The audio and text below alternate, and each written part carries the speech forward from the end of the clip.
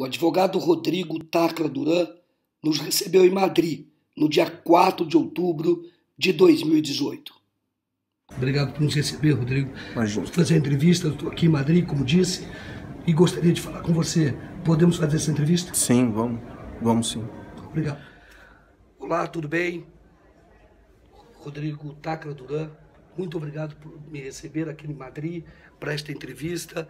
Você vai falar sobre como você tem vivido, como está a vida aqui na Espanha, esta luta que você tem travado e que já o Brasil já conhece. Você é uma pessoa que tem muita repercussão hoje nas redes sociais por tudo aquilo que você fala, por todas as informações que você presta e isso tem atraído um grande interesse sobre a sua figura. Você foi talvez a primeira pessoa, ou talvez a única pessoa que não se submeteu à Lava Jato. Obrigado por me receber.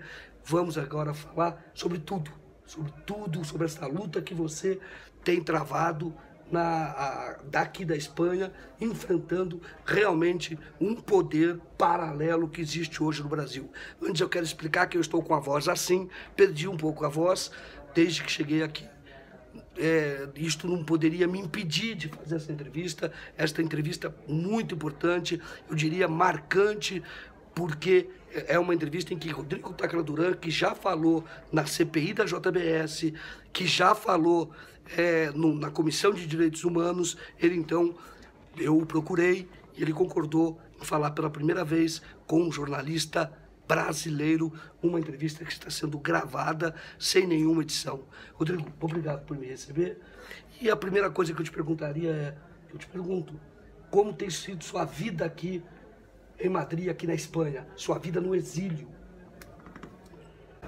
Bom, um prazer é meu te receber e com relação à minha vida, eu tenho mantido meu trabalho normal, meu escritório, sigo trabalhando em direito internacional, que eu já fazia, e também me dedicado à minha defesa, bastante tempo também, tenho tomado algum tempo. Bom, Rodrigo, você sente falta no Brasil? Sim, tenho muitos amigos lá. O que você sente falta? Dos amigos, principalmente. E como é que você vê hoje o Brasil? A situação que nós estamos vivendo lá no Brasil? O Brasil tem vem vivendo um período difícil, né? E eu vendo aqui um pouco de longe, tenho a ideia de que essa dificuldade muito tem a ver com a intromissão do judiciário na política, uma judicialização da política. A Operação Lava Jato tem aí já 5 anos, é mais que um mandato presidencial, e por mais que ela tenha boas intenções, a gente olhando 5 anos para trás, não vemos nenhuma melhora no país. Essa é a minha visão. Bom, você acaba de ter uma vitória muito importante, significativa, que teve repercussão aqui na Europa, em outros países, pessoas que pensam seguir este mesmo caminho que você trilhou. Você conseguiu, depois de uma árdua batalha na Interpol, cancelar o alerta vermelho, o que significa que foi desconsiderada uma ordem judicial emanada do Brasil, de um juiz especificamente, o juiz Sérgio Moro. Eu gostaria que você falasse um pouco sobre isso, sobre esta vitória que você teve, como foi essa luta, que argumentos você utilizou, que convenceu uma instituição tradicional, muito respeitada, de muito prestígio, que é a Interpol. Bom, é uma decisão colegiada, né, de um organismo internacional, que o Brasil é signatário do tratado, é membro da Interpol, como a Espanha, são 192 países. E essa decisão ela foi fundamentada na forma que o meu processo no Brasil foi conduzido. Ele violou determinados direitos fundamentais, não foi submetido ao devido processo legal, eu fui pré-julgado pelo juízo em um programa de televisão, Roda Viva. Isso foi, entre outras declarações, mas essa acho que foi a mais marcante. E, entre outras violações, essa foi uma das razões que a decisão foi tomada, porque entendeu-se que não há um juízo imparcial no meu caso. Bom, como vocês se recordam, o juiz Sérgio Moro deu uma entrevista em março para o Roda Viva, em que ele disse que já tinha condenado sem ouvir Rodrigo Duran, sem que ele se manifestasse no processo. Ele então emitiu um juízo de valor, uma sentença condenatória dita num programa de televisão. O Rodrigo, advogado perspicaz, experiente, que luta para demonstrar a sua inocência. E é curioso que no Brasil hoje as pessoas têm que lutar para provar que são inocentes. Isso está acontecendo com o ex-presidente Lula, por exemplo. O ex-presidente Lula é a figura mais conhecida. Rodrigo Duran, um advogado, ele luta para mostrar a sua inocência. E ele foi, então, à Interpol e demonstrar que estava sendo perseguido. E a Interpol aceitou este argumento e cancelou o alerta vermelho. Depois disso, a Interpol também cancelou uma ordem que envolvia o Rafael Correa, que foi presidente do Equador. Depois disso, depois da luta que o Rodrigo Duran travou na Interpol. Rodrigo, por que é que você não se defende no Brasil? Justamente por isso, porque no Brasil eu já fui pré-julgado. Então, e depois disso aconteceu o quê? Primeiro eu ganhei extradição. O Brasil então não tem jurisdição sobre o meu assunto. E segundo, a Interpol entendeu que eu não tenho juízo devido e imparcial no Brasil para que me defenda. Por essa razão, eu não tenho motivo para me defender no Brasil, até porque eu já fui pré-julgado. Dessa forma, eu vou me defender, se for o caso, aqui na Espanha. Eles têm que demandar os processos, os documentos, não sei o que eles têm. Eles mandem, e se for o caso, eu vou me defender aqui. Entendi. Rodrigo, por que a Lava Jato chegou até você? Como foi esse processo? Você fez algo de errado? Não é que chegou, não fiz nada de errado. Não tenho nenhum ilícito, não cometi nada. A questão de chegar até a mim, chegou a diversas pessoas. E eu já estava envolvido na defesa de clientes que estavam ligados de uma certa forma com a operação. Eu fui até eles. Eles não vieram até mim. A partir daí, houve uma pressão, entre outras situações, que já é público, que chegaram aonde chegou. Mas eu fui até eles nunca vieram até mim. Eu estava envolvido na defesa de outros clientes, nesse caso. E sem o respeito das prerrogativas da advocacia e uma série de ilegalidades que eles praticaram, eles tentaram me forçar a, inclusive, abrir segredo profissional, que eu não admiti. Eles tentaram criminalizar a minha profissão, e é uma coisa que eu não admito. É verdade. Antes que Marcelo Miller, por exemplo, fosse flagrado na questão da JBS, Rodrigo Duran já tinha escrito um livro. Ele escreve um livro, esse livro está em processo de, não ainda de edição, mas ele está escrevendo esse livro. Teve um capítulo do livro, já foi divulgado, nós mesmos divulgamos. Ele já ali alertava para o abuso de poder cometido por integrantes da Lava Jato, o caso específico do Marcelo Miller, antes que isso se tornasse público, quando ainda era procurador. Gostaria que você falasse um pouco sobre isso. Não, eu acho que esse é um exemplo clássico do desrespeito à prerrogativa da advocacia. A intromissão na relação entre cliente e advogado. E querer sacar provas dessa relação entre cliente e advogado para ser utilizado no processo. E foi isso que eu não permiti que acontecesse comigo. Eu não iria entregar provas de cliente que eu tinha conhecimento. Ele pediu, inclusive, que você gravasse uma conversa. Tinha advogados, né? Sim, Marcelo me pediu. Eu tinha escrito isso no rascunho do livro muito antes do escândalo do presidente Michel Temer, essas coisas todas. Entendi. Bom, que avaliar? Essa questão do Marcelo Miller, hoje nós temos o caso do procurador Dr. Carlos Fernando. Marcelo Miller saiu e foi trabalhar no escritório de advocacia. Agora nós temos o Dr. Carlos Fernando, ele anunciando que vai à iniciativa privada. Agora, o que não pode acontecer, e não existe nenhuma regra de compliance no mundo internacional, que ele pode se apropriar da coisa pública, como saiu no estado de São Paulo, que acompanhou o último dia dele em Curitiba trabalhando, onde ele copia arquivos digitais, limpa gavetas. Esses arquivos, essas informações e documentos não são particulares, não são pessoais, são do poder público, são do Ministério Público, são do caso que está em Curitiba. Então, por que sair e se apropriar dessas coisas? Isso é muito grave. Nós já tivemos o precedente do Marcelo Miller. É bom que não se repita. Olha, o que o Rodrigo está falando agora a respeito desta travessia que procuradores fazem, saem do serviço público, vão para a iniciativa privada e levam para a iniciativa privada tudo aquilo, todo o acúmulo de informação que tem no serviço público. Ele está falando isso agora, do Carlos Fernando, que já anunciou a aposentadoria. Mas é bom lembrar que antes que se começasse a questionar a indústria da delação premiada, antes que as pessoas começassem a dizer que na delação premiada havia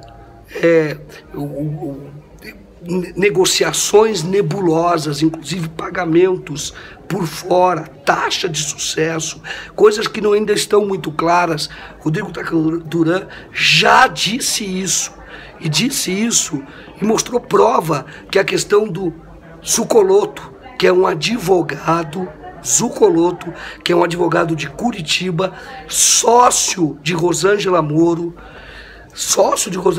amigo do juiz Sérgio Moro, e o Rodrigo, antes que se falasse da indústria da delação premiada, era uma voz isolada. Neste capítulo de livro que ele tem escrito, ele já colocou lá em detalhes e mostrou provas de que sofreu uma tentativa de extorsão, um pagamento de 5 milhões de dólares por fora. E ele está alertando agora, preste atenção, isto que está acontecendo o procurador sai da Lava Jato e diz vou para a iniciativa privada, isto não é usual, isto é um risco, isto pode se tornar num grande problema, não é isso? Sim, como a questão da delação premiada, enquanto eu estava trabalhando na defesa de alguns clientes, muitas situações se cruzavam que muita gente além de advogado ganhou dinheiro com isso. Então, a combinação das delações, como elas são feitas antes que a escrita, das pessoas chegarem lá de fato a celebrar o acordo, isso tudo tem pessoas que falam de outras e deixam de falar de algumas. Isso tudo virou... Eu estive lá dentro, eu sei como foi feito. Tive clientes que foram chantageados antes. E não estou falando por procurador. Pessoas que se aproximavam. Que estavam em vias de fazer acordo, ou que nem iriam fazer, mas ameaçavam de fazer. Então é uma situação muito grave. O que chega numa delação, muita coisa é mentira, muita coisa deixa de ser falada e pior, muita coisa que é inventada com pretexto financeiro. Aí você me deixa para falar de uma coisa que é muito grave, que é a seletividade das delações. Tem coisas que nós já tomamos conhecimento, gravações, delações, e que isso não foi investigado. Algumas coisas são investigadas, outras não. Há dois pesos e duas medidas, não é isso? Exatamente, tem pessoas que foram delatadas e nunca foram investigadas. Pode dar um exemplo? E que, de certa forma, até tem casos que não é errado, porque, de repente, uma delação não tem prova que leve a aprofundar. Entretanto, há outras pessoas que simplesmente tiveram uma delação, a pessoa fala de outra, não tem nada mais, e a pessoa tem busca e apreensão, etc. Então, isso aconteceu não em um caso, em diversos. Um caso, por exemplo, que é conhecido do proprietário de um site, do antagonista, Diogo Mainardi. Ele é citado numa delação de um executivo da Odebrecht que fala claramente que se reuniu com ele, o Aécio e o Acioli num restaurante, não é isso? Sim, na delação do Henrique Valadares ele ele cita. Agora, se houve investigação, ninguém tem conhecimento. Mas isso foi esquecido. Isso não se tocou nesse assunto. Não, como diversos outros fatos. Na verdade é importante, como você diz, que na verdade, o Diogo Mainardi, ele teve garantido a sua presunção de inocência, que é o normal a todos. Mas ele teve o princípio da presunção de inocência e não foi investigado. Isso. Ele é inocente, não tem que ser investigado, partiu-se desse pressuposto. Exatamente. Não é inadequado, até juridicamente é correto. Claro. Agora, o que não é correto é não aplicar a todos a presunção da inocência. Claro, a delação não é prova. É meio de prova. É meio de prova. Isso aqui também foi muito importante na sua batalha que você trava aqui na Espanha, não foi? Para demonstrar que, na verdade, não existe prova contra você. Existe delação. Existem pessoas falando. E delações muito estranhas. Porque é o caso, por exemplo, de um proprietário de uma construtora que fez um adendo muito tempo depois, apenas para incluir o teu nome. Esse é o caso da UTC. Ele veio falar a meu respeito num depoimento. 1 ano e meio, praticamente mais de 1 ano depois que ele havia feito a delação. Esse depoimento é complementar, não sei nem, até onde eu sei, não tenho notícia de que foi submetido à homologação por juízo. Ele me deve, eu estou cobrando dele na justiça 10 milhões de reais de honorário. Colocou algumas coisas lá para querer dizer e usar isso para não me pagar. Diz que trabalhou, não me explica, uma coisa mal explicada. Dizem na delação que eu saquei dinheiro. O meu relatório da Receita Federal mostra quebra de sigilo de 10 anos que eu não saquei dinheiro. Aí a coisa fica sem prova quando você contesta, porque acho que eles esperavam que eu fosse admitir, eles iam me pressionar e fazer um acordo. Eu não admiti e não vai ser agora. Então, em cima de um depoimento, mais de um ano depois da delação ser homologada, sem qualquer autoridade policial ou judicial presente, no próprio escritório da empresa, me devendo, com uma série de conflitos de interesse que se criaram naquele momento. Ele declara isso e o Ministério Público utiliza isso como se fosse a prova, a mãe das provas, quando não há nada que confirme isso que eles declararam. Esse é o caso da UTC. E assim sucessivamente, questão de Odebrecht, etc. Então eu prefiro não entrar no mérito, até porque envolve sigilo profissional e eu pretendo usar, se tiver que usar das informações, no limite da ética, porque estritamente para minha defesa. Eu não pretendo ficar utilizando informações, etc. É evidente que eu fui advogado deles. Eu não pretendo fazer uso desse tipo de coisa. Certo. Agora, na sua defesa, você tem o direito de, sendo atacado, sendo acusado, de se defender. E dever, né? Claro. Isso que você tem feito aqui, não é isso? Sim. Você está sendo processado na Espanha? Não, eu tive uma investigação aberta aqui, por conta até automática da denegação da extradição. Foi encerrado uma vez. Agora eu tive notícia pelo site notícias até do próprio Ministério Público, que a Procuradora-Geral teve aqui, que encaminharam documentos aqui 31 de julho, agora, né? 1 ano depois de julgada a minha extradição. E, bom, se houver o processo, se for aberto, se continuar aberto, como seja, eu não sei exatamente o que eu vou me defender, não tem problema nenhum. Porque eu tenho as perícias contábeis, tudo feito. Sim, os procuradores sabem que tem essas provas de defesa.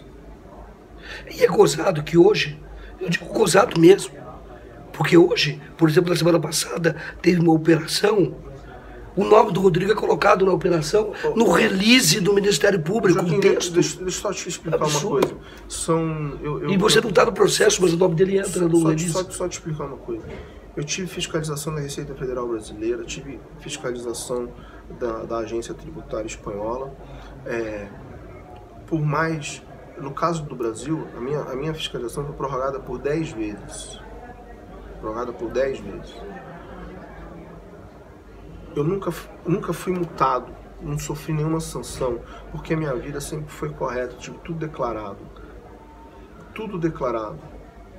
Na Espanha a mesma coisa, foi encerradas as inspeções, eu não tive nenhuma sanção, nenhuma multa. Eu tenho certidão da Receita Federal, da minha empresa, do meu escritório de advocacia, da minha pessoa física emitida com regularidade fiscal. Recente, semana passada. Então, lavar dinheiro e você, ao mesmo tempo, não ter nenhum estaquite com a Receita Federal e de mais de um país, é complicado, porque para você lavar dinheiro, primeiro é necessário que você oculte ou dissimule. E sim, fiscalizações tão longas e tão criteriosas, que eu tenho certeza que foram, não encontraram nada. É complicado insistir nesse tipo de acusação. O que você está falando, eu sei que eles agora eles processam aí diversas pessoas que não têm relação comigo e citam meu nome, não no processo, em nota de imprensa do Ministério Público. Eles agora pararam de plantar nota no antagonista e estão plantando nota no próprio site. Pois é, isso que aconteceu. Teve uma investigação dizendo agora de uma empresa lá que explora estradas, de pedágios. E aí disse que você vendia dinheiro, o que é isso? Sem acusar no processo, acusa no release. Eu vi essa nota de imprensa. Veja bem, toda acusação primeiro precisa ter lógica. Não tem a menor lógica uma empresa de pedágio, que é concessionária de pedágio, que arrecada dinheiro em espécie diariamente, em alto volume, necessitar comprar dinheiro de terceiro na praça com nota fria. Não faz o menor sentido esse tipo de acusação. É mais fácil de vender em recurso do que comprar. Claro, claro. Rodrigo, por que eles estão tão em cima de você? O que você acha? O que tem por trás disso? Não, eu não acho que estejam em cima. Eles têm investigação, fizeram. Eles queriam que eu fizesse um acordo. Eu não quis fazer o acordo. E aí se começou uma sequência jurídica, né? Eu não vejo que tinha um pedido de alerta vermelho, que foi derrubado. Eu não vejo eu vejo que teve a questão que estavam atrás, etc., era de fazer o acordo. Isso sim, depois não. Aí é uma questão jurídica. Não vejo assim que eles têm esse interesse todo. Não vejo dessa forma. Entendi. O interesse maior teve na ocasião do acordo. Isso houve uma série de pessoas em volta e do próprio Ministério Público forçando para que fizesse. É que, Rodrigo, hoje tem a Lava Jato e você... Depois não, porque até porque o processo, o que existe lá no Brasil, no meu entender, e será assim, o Brasil não tem mais jurisdição sobre o meu caso. Claro. Pelo princípio do addereal judicari, quando minha extradição foi negada, a Espanha tem a jurisdição. Então, isso é muita coisa que acontece lá, que para mim está fora do curso. O que tem que acontecer aqui. Aqui existiu uma investigação, foi encerrada, não sei se foi reaberta, como que está exatamente. Entendi. E você pretende tomar alguma providência para essas pessoas que te acusaram, para essas pessoas que tentaram te extorquir? Você pretende tomar alguma providência? Pode dizer algo a esse respeito? Olha, no momento, a gente... Eu tô primeiro focado em obter...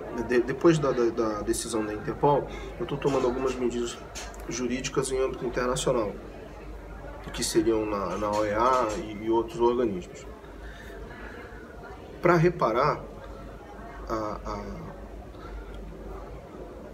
a vulneração de direitos fundamentais que ocorreram comigo e até por essa via, para que isso pare. Como advogado, eu acho que isso é necessário. A questão mas isso é mais amplo do que nomes, processar fulano, ciclano. De momento eu não penso nisso. Talvez adiante, na hora certa, se for o caso. Mas de momento hoje eu estou focado nisso, em concluir essa parte da defesa internacional que eu estou em curso. Bom, na sua defesa você já levantou muita informação sobre a Lava Jato no interesse da sua defesa. Sim, sim. Você pode afirmar, ou pode-se afirmar, não você, mas pode-se afirmar que a Lava Jato se tornou um núcleo de poder, uma força política? Veja bem, eu não sou político, não tenho partido, nunca atuei. Agora, até porque sou advogado e acho que devo ter essa isenção política. Claro. Os procuradores também deveriam, não tem muito. Estou vendo agora o Dr. Deltan Dallagnol, ele quer ensinar o brasileiro a votar com o boné de Harvard. Harvard. Mas, vestindo o boné. Onde ele estudou, né? Sim. Eu tive a oportunidade de atender diversos países como testemunha e estive em contato com procuradores de diversos países. Harvard é um padrão hoje no Ministério Público, principalmente da América Latina. Mas, voltando à sua pergunta, sobre um instrumento de poder.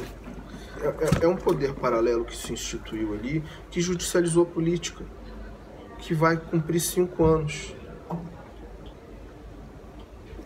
E que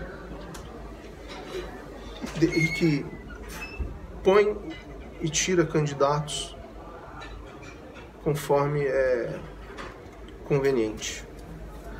Bom, eu escrevi, as pessoas que acompanham o DCM sabem, sobre o candidato lá atrás. O candidato da Lava Jato tinha um candidato, era o Álvaro Dias. Tem alguma evidência processual ou no curso das investigações que indicam que de alguma maneira ou ele foi favorecido ou adversários foram prejudicados no interesse do Álvaro Dias?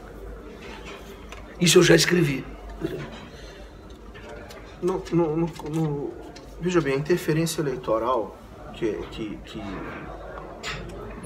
a Lava Jato, o juiz Sérgio Moro, vem praticando, ela é inequívoca. Hoje mesmo o editorial do jornal Globo dá conta disso, em relação ao vazamento da delação do ex-ministro Palocci na semana da eleição. Mas isso daí vem de muito antes. Isso vem de muito antes. E não é só na questão da eleição, do cenário político nacional, do cenário político regional. Recentemente foi preso o ex-governador Beto Richa, antivéspera de eleição. Você vai ver esse caso, esse tipo de interferência eleitoral, vem de muito antes. O senador Álvaro Dias, que é candidato à presidência da República, e que convidou o juiz Sérgio Moro para ser seu ministro, ministro da Justiça, ele foi delatado pelo seu Leonardo Meirelles. Leonardo Meirelles. Sem depoimento. Leonardo Meirelles. De haver participado, de receber 10 milhões de reais para proteger pessoas na CPI da Petrobras. Ele foi delatado por esse mesmo fato pelo Fernando Baiano. Ele foi delatado por esse mesmo fato pelo senhor Pedro Correia, ex-deputado Pedro Correia. E nada aconteceu. Agora ele é candidato a presidente da República, convida o juiz Sérgio Moro para ser ministro da Justiça, disputando a mesma eleição que o juiz Sérgio Moro decretou a prisão do ex-presidente Lula. Tirando da disputa, né? Exato. Da mesma disputa. Da mesma disputa, tirou um adversário. Da mesma disputa. O que se vê, a lisura do processo eleitoral. Ele chegou aí, agora, parece que o projeto eleitoral não deu certo, acho que o cabo eleitoral não era muito bom. Atrás do Cabo Daciolo nas pesquisas. Ou empatado. E aí, então essa interferência, ela vem desde antes. Desde antes. Não é de agora, só por causa do Palocci. E aí, eles, desde que protege o senador, a candidatura, que convida o juiz ao ministro, prende o candidato, o virtual candidato na mesma disputa. Isso já é uma interferência direta. Agora, mais um recente também, acho que perdeu aí o controle, que desejou a morte do candidato Bolsonaro em pleno leito hospitalar. Perdeu a cabeça. Exato. Então, eu acho que, inclusive, eu vejo que eu te relatei aqui três situações que não foram investigadas. Ele foi citado, investigado. Sobre o mesmo fato.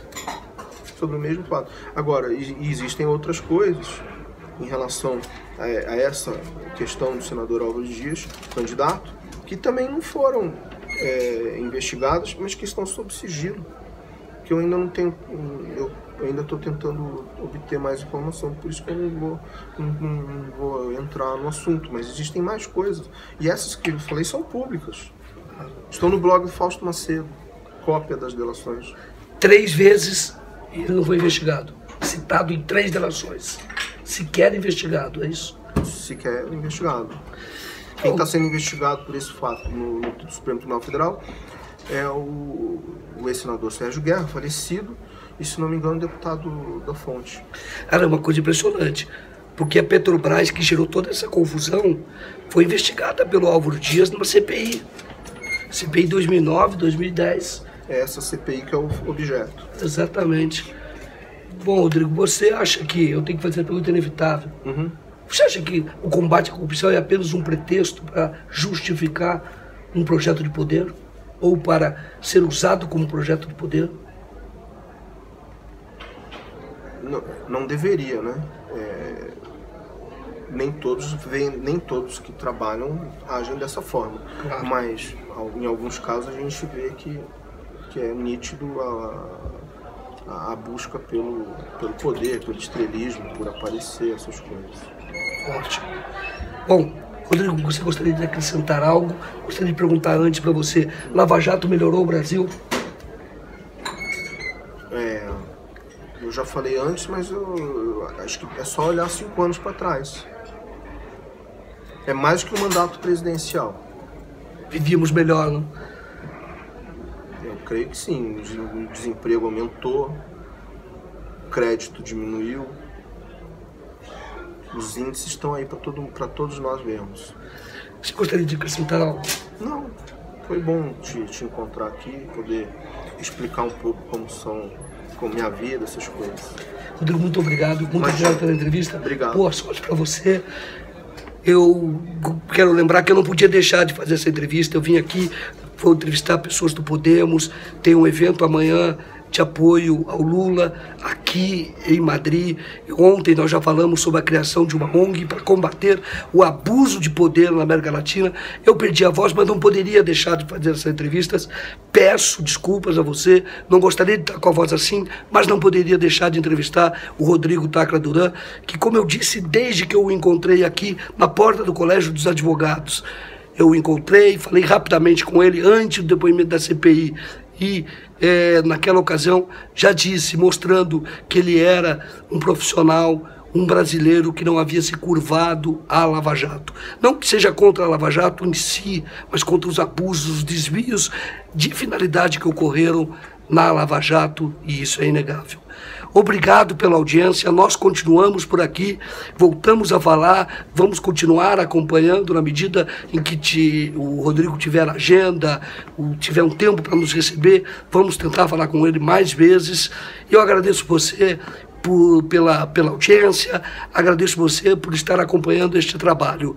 É para isso que o Diário do Centro do Mundo existe, é para, como eu disse, fornecer informação exclusiva, fazer jornalismo investigativo, análise independente e uma curadoria das notícias, das informações que saem em todos os sites, em redes sociais. Se for procedente e for de interesse público que possa ajudar a melhorar o Brasil, nós indicamos e nós publicamos. Este foi o nosso objetivo também, entrevistando agora Rodrigo Tacla Duran, depois desta vitória, deste marco, desta luta contra o que já se chama no mundo de lawfare, que é o uso das leis para perseguir adversários, considerado adversários, pessoas que querem ser tiradas do poder em determinados países. Não é só de esquerda, não. Isto é um padrão. Isto ocorreu, nós ouvimos isso ontem, isto já é um padrão. A Lava Jato se tornou um padrão, um instrumento de poder para tirar adversários deste projeto, seja de A ou B. É isso que tem ocorrido na América Latina. Obrigado pela audiência e nós voltamos. Até mais.